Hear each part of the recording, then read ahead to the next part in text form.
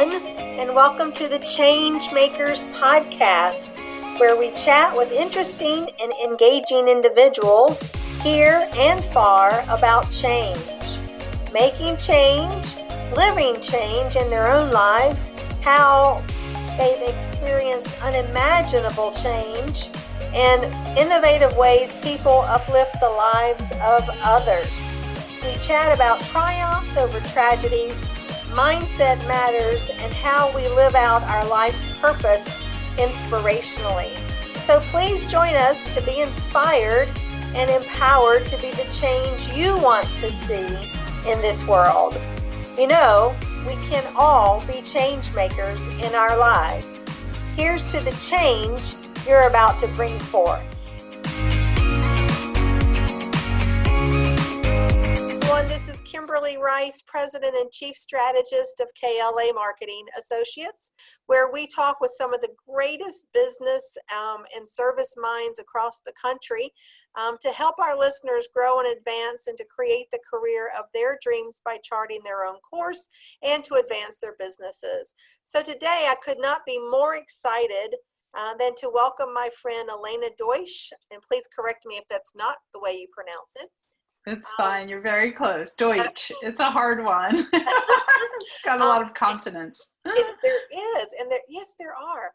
And so Elena focuses, and I'll tell you a little story about how we met, but Elena focuses on, and her business name is Women Interested in Leaving, quotation or parentheses, Big Law. And so when we met serendipitously in Orlando at a mindset retreat recently, very, like I said, serendipitously, I was at a lunch table. She sat down next to me. I shared with her what I do. And then she's like, "You're not going to believe this, what I do." And we knew it was divine. It was absolutely divine. So, absolutely. So we will talk more about that. But Elena, welcome so much to our program today. Thank you so much, Kimberly, for having me. Absolutely. So let us just get started right out of the gate and share with our listeners, if you would, Elena, a bit about yourself, your professional passion, and a few insights into your professional journey. Okay, so as Kimberly, as you said, the name of my business is WILL. The acronym is WILL, Women Interested in Leaving Big, and the word big is in parentheses with a lowercase b, law. Because if you've been around big law for a while, sometimes you'll see it in the press as like smushed together one word with like a capital B and a capital L. Yeah. And I help women lawyers, often who are in private practice, often who are in some of the biggest law firms in the world, who feel really stuck and unhappy.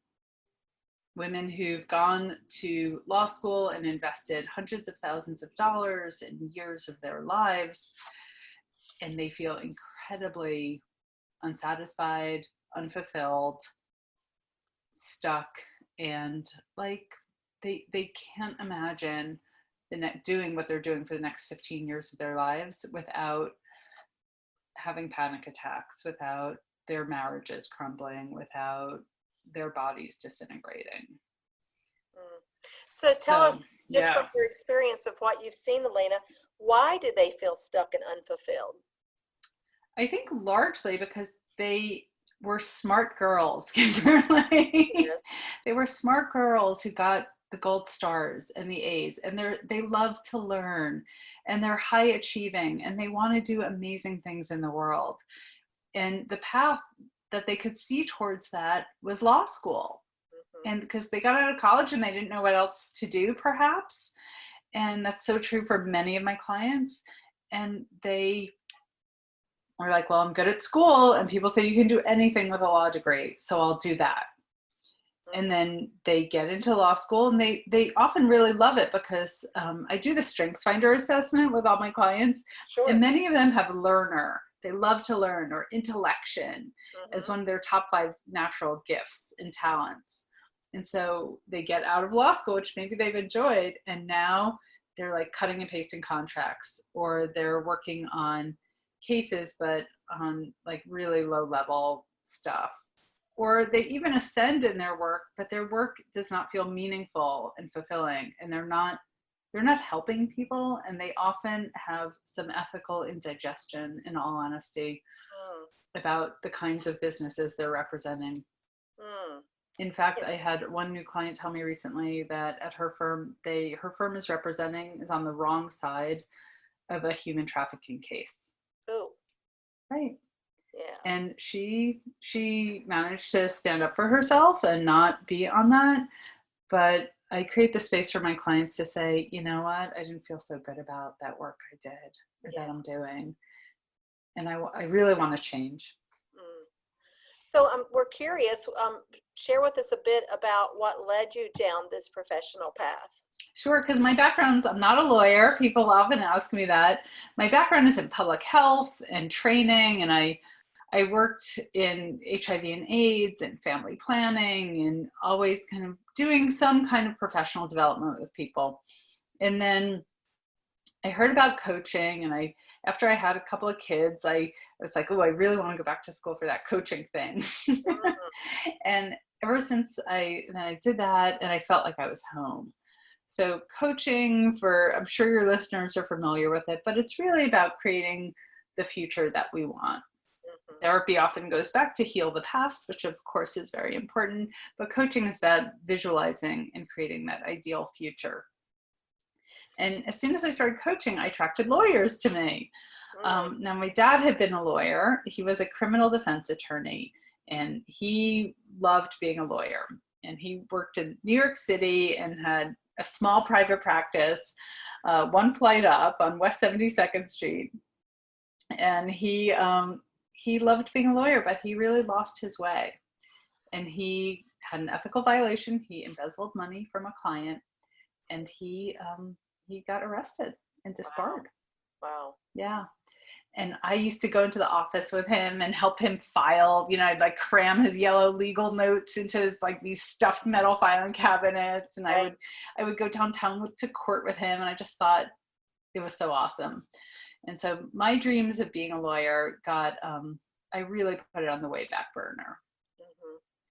Well, but I have this affinity for lawyers and this admiration for the good work that they want to do, and the good work my dad really wanted to do as well. He really believed everyone has the right to a free trial, a fair trial, and everyone deserves a good lawyer. So he got himself a good lawyer. Unfortunately, he didn't go to prison. Oh, that's an upside. It's interesting. I was looking at your LinkedIn profile, and you and I both, living in the Northeast, we graduated from the University of North Carolina. Go Heels. Go Heels. Go Heels.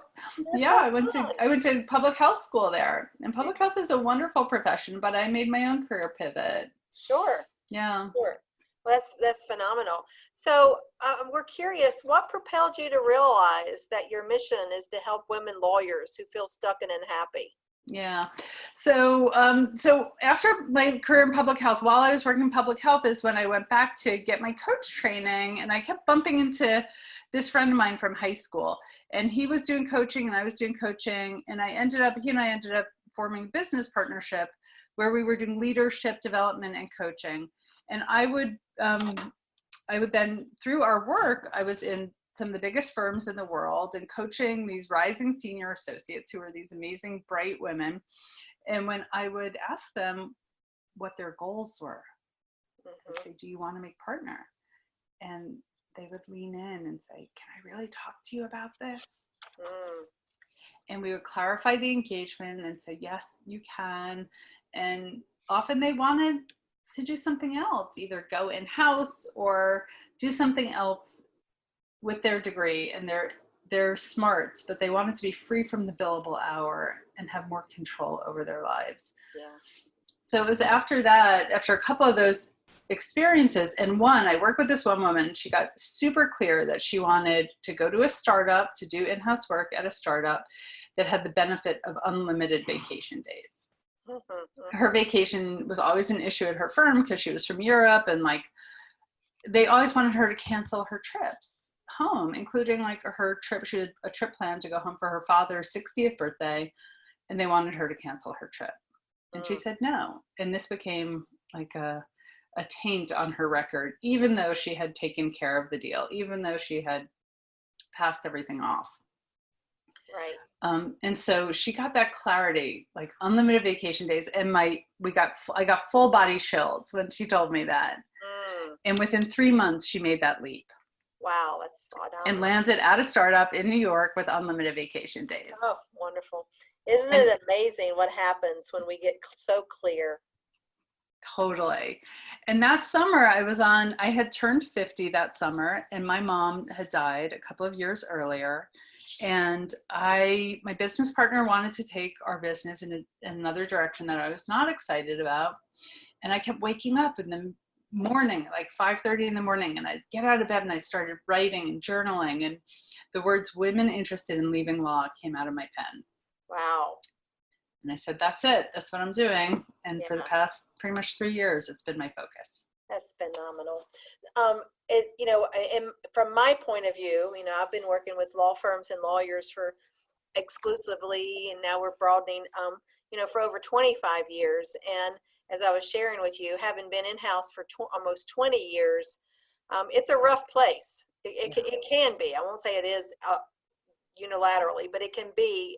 Law firms can be a very, very rough place for everyone, which is probably one of the reasons why, like the ALM Intelligence just issued that report on the study sitting right here on my desk. Yep.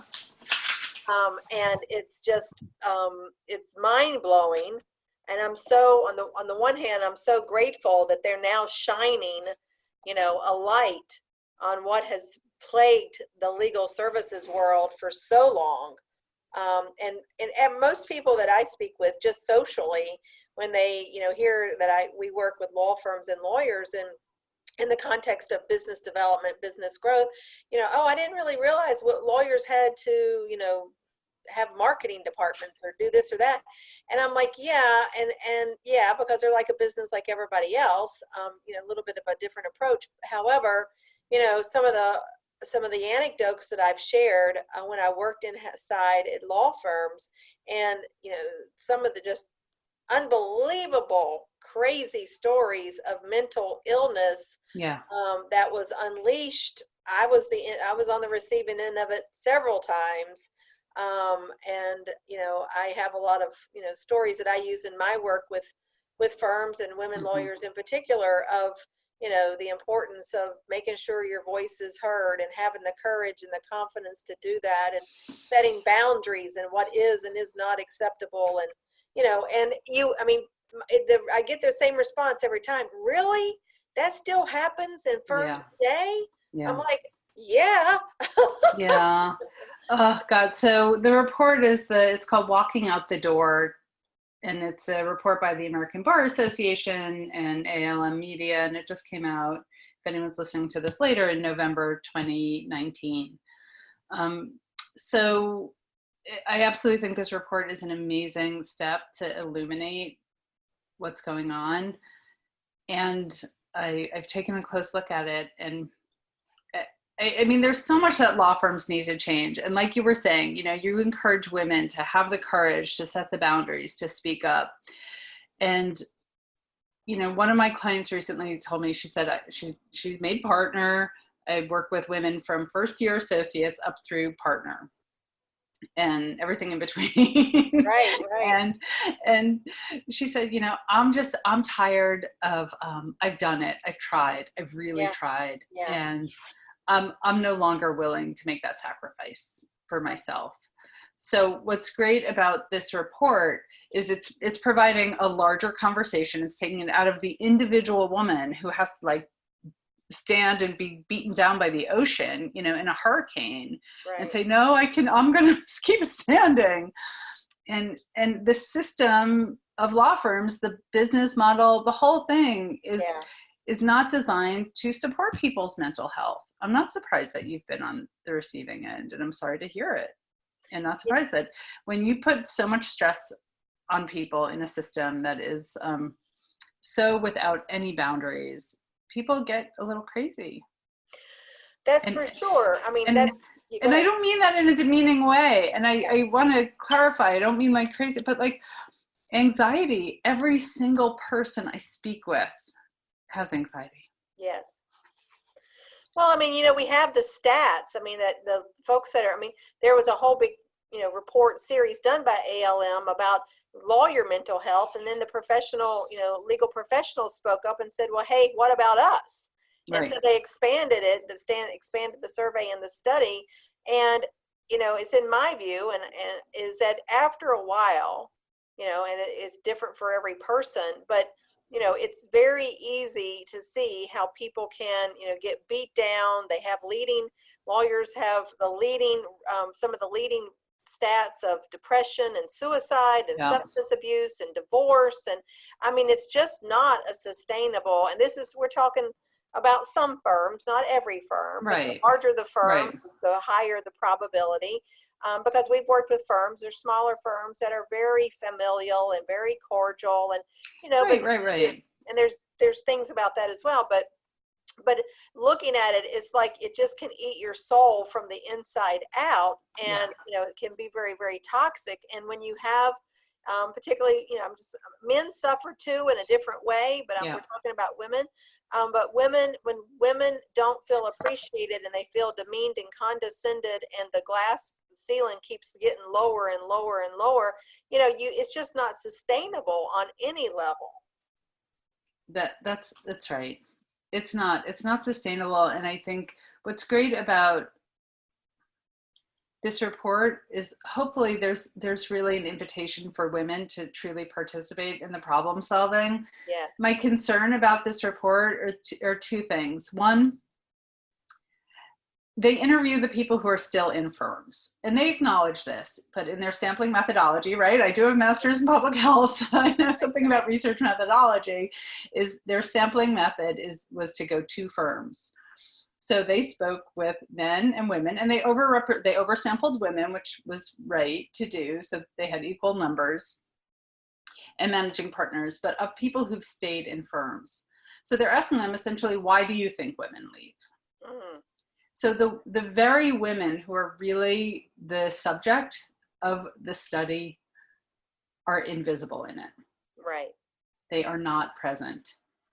Now, granted, this is the first of 4 phases. So my hope is, of course, they will actually get to women's stories who have left, who've chosen to leave, because as of this point, it's conjecture. Right. Yes. I do think they're absolutely pointing in the right direction. I do think the people who stay do have a very good sense of why people leave. I think they're really on the right track. And yet I just have to acknowledge that the women they're really trying to research are invisible in it. Yeah. So I hope that's common. That's part of the problem, right? Exactly. I hope in subsequent phases that they actually interview the women who left. Exactly. And of course, that's my hope as well. Yeah. Because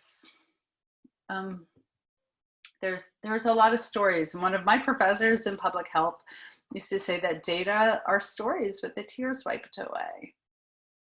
Yes. So, we're not hearing about those women with their 3 a.m. wake up and why they left. And nobody leaves a prestigious, socially acceptable, something with a lot of status and money job easily. No. So the women I work with and speak with often have a lot of dissonance about leaving. And it's not an easy decision, and it took them a long time to become a lawyer. And for many, they don't leave overnight either. So share with us, I absolutely agree, because on the outside it looks so rosy, right? It's kind of like a domestic violence family, from the outside everybody's smiling and going on trips and driving, all the material things that come with, have the high level of accomplishment. But then when you're on the inside being demeaned and you're, not being able to live up to your potential and your best self because of being oppressed, that's just not healthy in any way. So speaking of health and moving back to, the work that you do, such an important work that you do. So provide to us or share with us a little bit about, what it looks like. How do you know, how do women come to you? How do you know that a woman lawyer needs your help, or when do women come to you for your help? Yeah, and I want to first speak. Oh, I will do that, and I just want to touch on since you're a marketing program, and just acknowledge that marketing is about solving a problem, right, at its very root. Mm-hmm. And I have a very obviously niche business, and I love that I have a niche business. I feel like I'm really speaking to people who have a very very profound problem. There are those women who are like, shit, I invested. Oops, I'm sorry, I don't know if I'm allowed to curse. No worries, no worries. You can always clean that up if need be, but like, I invested all this time and money. I don't know what else to do. I feel stuck. So they have a real pain. Yes. And they come to me through lots of different ways, through hearing me on a podcast, or I've been in Above the Law a couple of times, or somehow they're Googling and they land on me. And I have a conversation with them and then share with them that there's essentially 5 steps to this process. There's their mindset, which is, we met at the mindset retreat, right? So it's about believing that they can, thinking new thoughts, noticing the voice of the inner critic, and learning how to turn the volume on that down. Mm-hmm.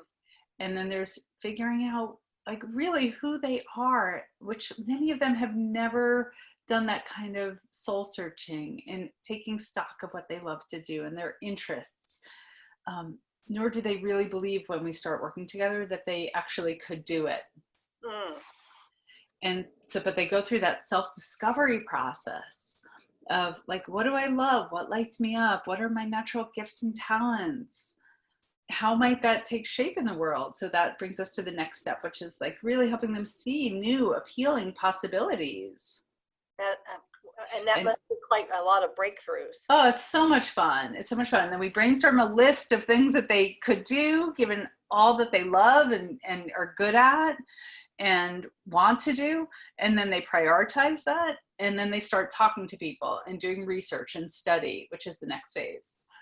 And having conversations. And one of the things that I say a lot to my clients is conversations are key. You can do only so much through the Google. You got to get on the phone with people, talk to people, and one thing leads to another. Right. So one of my clients, and she was in the pilot group, she's in the Bay Area. Through that process, she discovered she had two top things that she was going for. One was to work in winery operations, which would be super cool. She lives in Northern California. And the other was to do real estate development, not in a legal role, but in like a project management leadership role for real estate. And through that very process that I just described, she did all that. And then she started talking to people, and one thing led to another. And she has a great job at a real estate development company doing what she calls epic real estate development work for, a company that's concerned about sustainability. So it aligns with her values, and she's super happy. Isn't that wonderful? Yeah, great. Other clients, some go in-house and they just want to get out of big law and out away from the billable hour. And others like open their own firms. I've got a few clients who are opening their own firms. One of my clients wants to go back to school to be a nurse practitioner. And another has gotten herself out of all of her law school debt, and she really wants to build a speaking career. She's very funny. She's hilarious. She's she's got a lot of natural influencing skills, and she wants to be a speaker and inspire other women to get out of debt and take charge of their lives. Wow, that's phenomenal.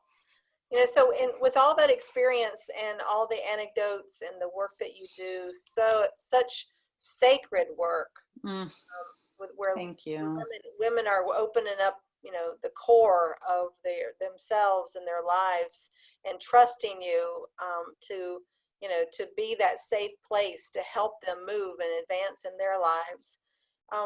What are your thoughts on the legal landscape? What it should be on notice for, as far as I just looked up this morning that according to the ABA, women represent 52% of the profession. And so we're now over, the majority.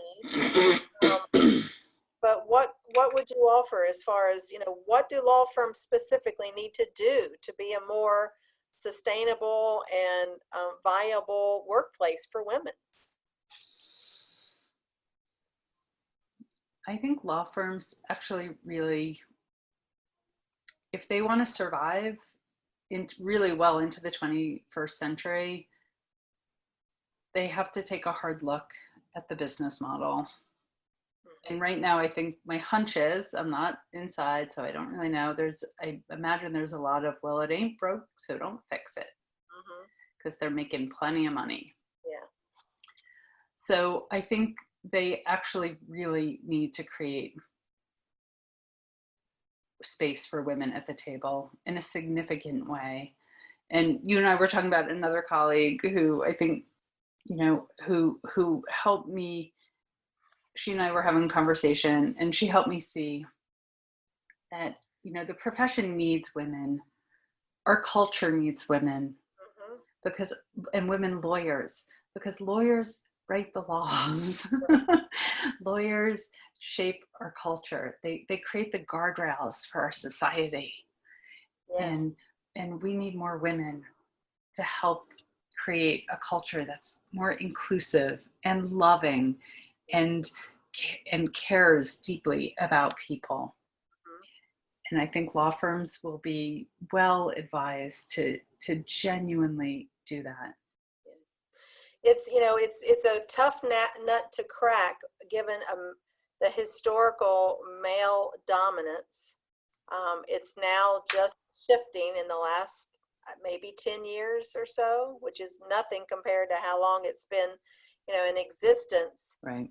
And I just remember my first law firm position here in Center City, Philadelphia, that you came in and, was an all-male management governing team, governance structure.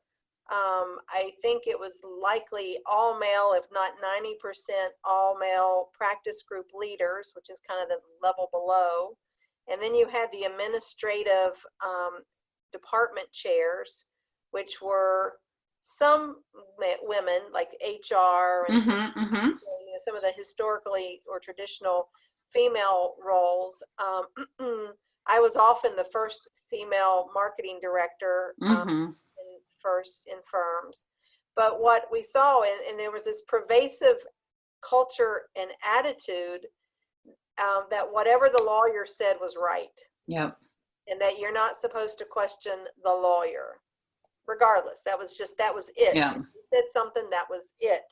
And I never bought into that. I have a rebel, nonconformist in me. And of course, I had to adapt my behavior to survive in that environment. And, as I aged and grew more confident and took on roles in larger firms, and I, had a seat at the table, which I was usually always the only woman at that table.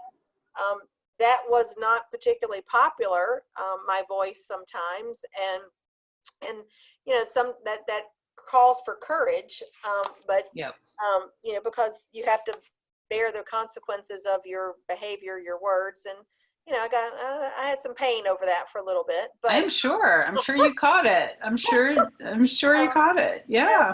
But it was an interesting journey. But that was, to think that is just kind of a dictatorial culture, that whatever the lawyer says is right. I just was struck at how people just genderfleck over that. Yeah, I'm not surprised that was your experience, and no doubt you're a bit of a spitfire, the little I know you.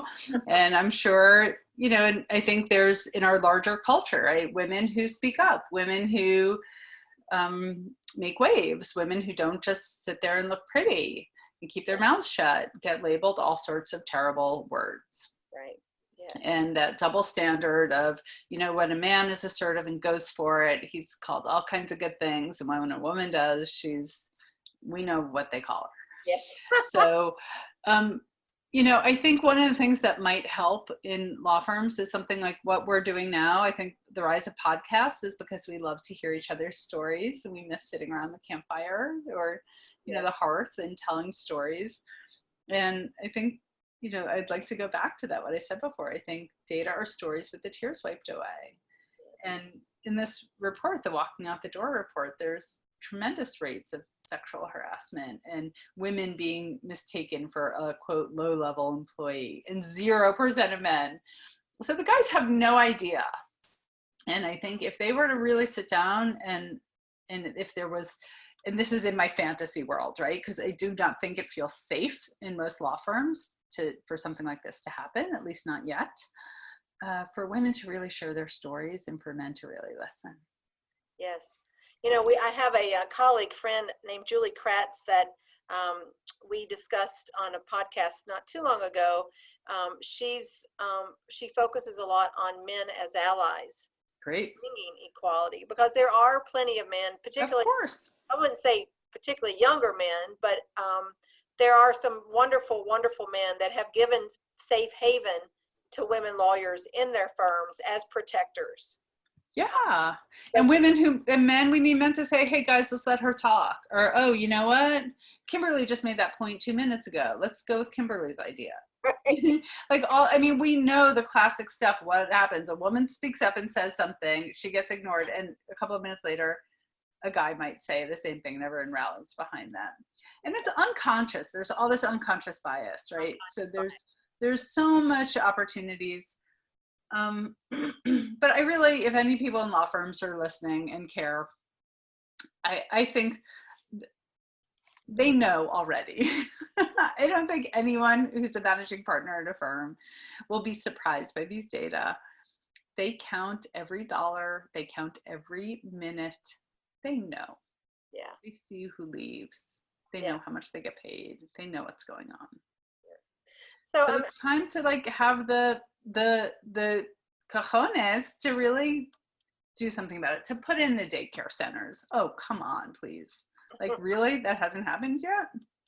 Yes. To listen to the women. Well, and make the changes that they need to make. Yeah, now there's going to be a day of reckoning, I believe. There doesn't seem to be a slowdown, at least as we can see, that women are entering the slowdown of entering the profession has not slowed down. We're not seeing that. And so, there's going to come a time where, if women comprise 60% of a law firm, there's going to be a rising up. I look forward to that day. But let's hope. And until then, I just want to encourage women who feel like, you know what, I'm done. I've had my F it moment. Yeah. I'm done. I recently spoke with a woman, and maybe this is a good story for me to wrap with. I recently spoke with a woman who is one of the youngest women partners it's probably one of the top 5 firms in the world. Mm. And she called me from, out on the street, because people are often afraid to speak to me from within their offices.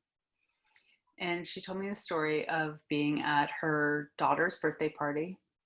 Her daughter was turning, I think, 6 or 7, something like that. And she was upstairs in her childhood bedroom. It was at her parents' house, and she was working on a weekend at her daughter's birthday party. And her parents came and banged on the door and said, "It's time to come sing happy birthday to your daughter." Mm. And she came downstairs, and they sang happy birthday to her daughter, and she lost it. She broke down in tears. Mm. And this is a message for every woman out there who's lost it, at your partner, at your spouse, at your kids, at a junior, at an assistant, at yourself, to know that you're not alone and you have what it takes to change your life. We don't have to wait for the rising up. You can rise up right now. Right now. And often the change typically starts with changing our thoughts. Yes. That's exactly where we start. Because it's the game, it's an internal game, Kimberly. Yeah, certainly is. Well, that is very heartfelt and very profound and moving. And, that's my heart is uplifting and empowering women, professionals to go forward. And create the career and in turn to create the life of their dreams. And so many women, I'm sure you see this too, that regardless of their educational credentials, their socioeconomic standing, regardless of all of that, we are human beings, women, and to find the courage to overcome the fear, which is huge, Yes. huge. I mean, there's so many fears, Mm-hmm. and move forward in their lives, to not stay stuck in their jobs or their marriages or their families or their whatever it is, Right. because, as we know with working with Bold Heart, we're here for a purpose, and we are compelled to shine our, unique brilliance because the world needs us. Yes, that's the rising up right there, is to rise up, to overcome the fear, to ask oneself, what's at risk if I do this? And then what's at risk if I don't? You don't, exactly. So this is wonderful. This is so invigorating. I want to ask you a question, one of my favorite questions that I ask all of our guests, and that is, if you could give your younger self one piece of professional advice, what would that be? Trust your gut. Trust your gut. Yes. That inner voice. That inner voice. Yes. Yeah. Amen, sister. All right. Virtual high five. So thank you so much, Elena, for joining us today. This is such a topic near and dear to my heart, because it just is, having worked with women lawyers for so many years, I see how they suffer needlessly, I would say. Nobody should be afraid to come to work. Nobody should be having anxiety attacks or breaking down at their children's birthday parties. I mean, it's learning how to untangle ourselves from what we thought we wanted when we were maybe 10 years younger than we are today, or 15 years or whatever. But so I want to share with our listeners a way that they can connect with you. And so I would ask that you share, what's the best way for folks to connect with you? Sure. I think the best way is through my website, which is womeninterestedinleavinglaw.com. So it's all one word, it's long, but it's womeninterestedinleavinglaw.com. And you can book a call with me through that, or go to the contact page and send me a message. You can also find me on LinkedIn. Happy to chat on LinkedIn. Wonderful. Well, this wraps up another episode of Secret Sauce Marketing Tastings. I hope this is useful for everyone, our listeners. This is such a wonderful topic, and we're going to be bringing on some guests coming up in the new year, beyond law, which is just my particular affinity at the moment, but we're going to expand this conversation into other professional services industries in the year to come. And so we want to uplift and inspire women everywhere, because we're all in this together. So thank you so much, Elena. And this is a wrap, and we'll see you again soon.